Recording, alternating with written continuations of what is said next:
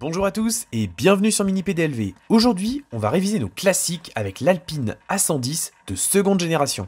Ce modèle-là, il est sorti en 2017 et c'est une interprétation néo-rétro de la première Alpine.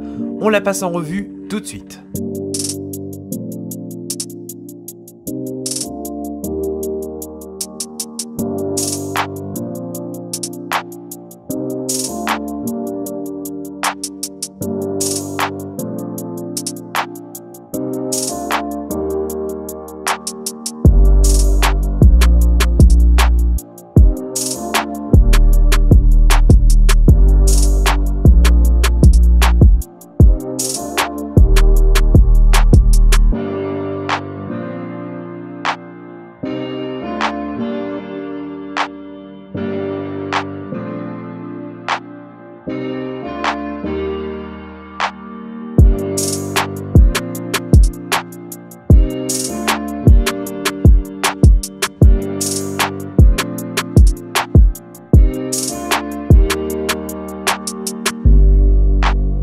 C'est donc en 2017 que l'Alpine A110 de seconde génération a vu le jour.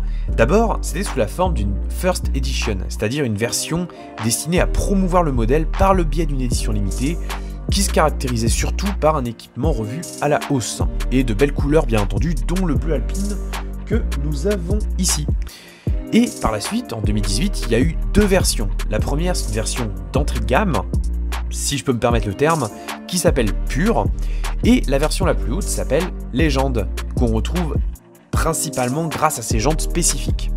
Aujourd'hui, c'est pas commun, mais c'est la version d'appel que l'on a, qui s'appelle Pure, et que l'on reconnaît principalement à ses jantes qui sont en 17 pouces.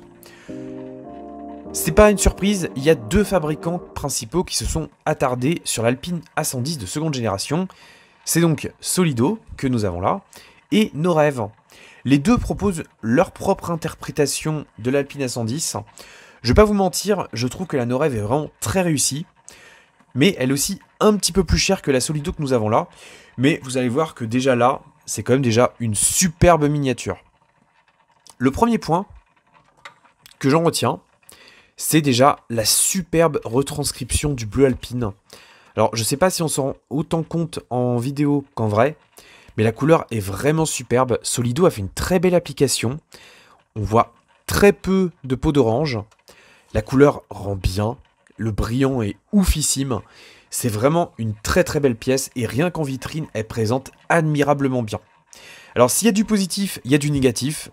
Et il y a quand même des choses qui m'ont un petit peu déplu sur cette miniature-là. C'est notamment les feux arrière qui ont un rendu assez artificiel. J'aurais pu m'attendre un petit peu à mieux. Bon, c'est pas ce qui saute le plus aux yeux, surtout qu'à l'avant, les optiques sont quand même un peu mieux réussies. On voit des points de fixation, ça aurait pu être amélioré un peu, mais globalement, ça reste très acceptable. Quant aux jantes, je les trouve assez sympas aussi. Par contre, tout est dans un plastique uniforme, donc ça manque un petit peu de relief. J'ai essayé de démonter les roues pour tout simplement mettre en peinture les disques de frein et les jantes, mais je n'ai pas réussi. Mais soit c'est collé, ou soit il y a un système de fixation un peu trop solide, et j'ai pas osé forcer. En revanche, il y a également des points très positifs sur cette miniature-là. C'est par exemple les étriers de frein qui sont bien reproduits, même s'ils ne forment qu'une seule partie avec les disques. Mais ils sont bien peints, les logos sont également fidèles à la réalité, ils sont très beaux.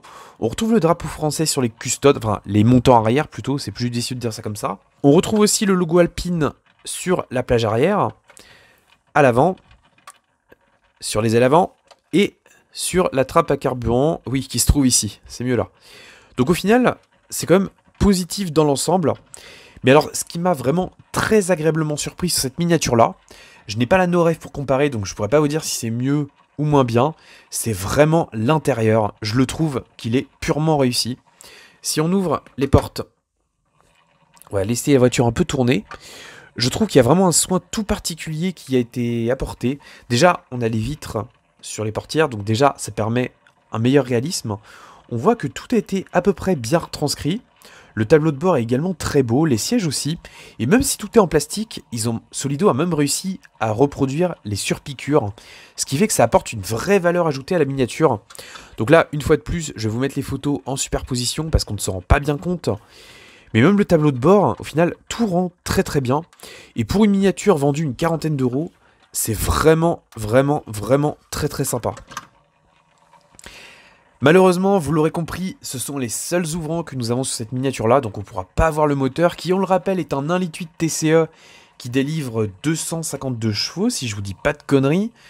Et je crois qu'on atteint les 300 sur la version S, mais là c'est la version d'entrée de gamme pure. Mais en tout cas, je peux que vous la recommander. Ce que j'ai aussi apprécié sur cette miniature-là, c'est le fait que Solido ait proposé en plus la version pure. Parce que même si ces jantes-là, en 17 pouces, peuvent paraître petites, je trouve qu'elles apportent plus d'authenticité que les 18 pouces. Dites-moi en commentaire ce que vous en pensez. Et si ce modèle-là vous intéresse, comme d'habitude, vous avez un lien dans la description pour l'acheter directement. La référence, c'est S1801604. Si j'avais pas mon anti-sèche, je sais pas comment je ferais.